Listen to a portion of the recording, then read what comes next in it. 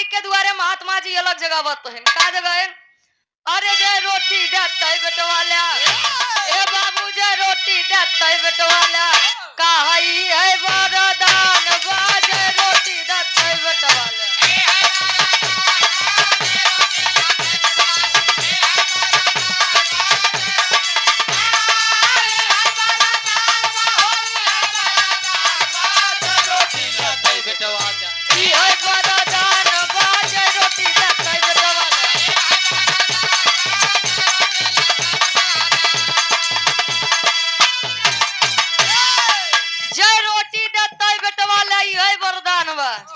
किसान जी अंदर रहे तब ले दौड़ते बहरे बाबा का कहा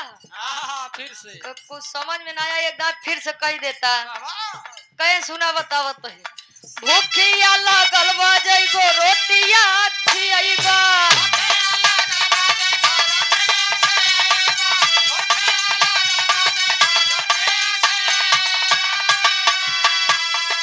जय रोटी तय लाल उपहार में पैबा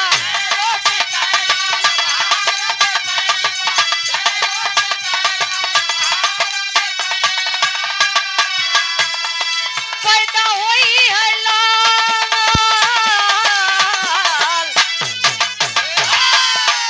अरे पैदा हुई है लाल बनल विधि के विधान बाजे रोटी देता है बेटवाला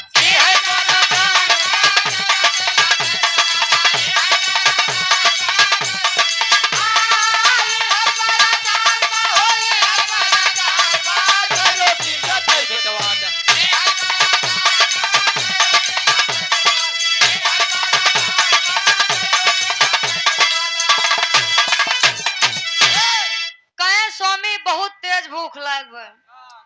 इतना तेज भूख लागबा कब का बताई अगर कुछ खिया देता आत्मा तृप्त हो जाता है आशीर्वाद दे के जाए जे रोटी खियौता तोरे तय गदेला होते है किसान जितनी बात सुने अंदर दौड़ के गए गिने तो 7 रोटी 7 रोटी देखे लाइक के जैसे निकले मलकिन कहीं कहाँ जाता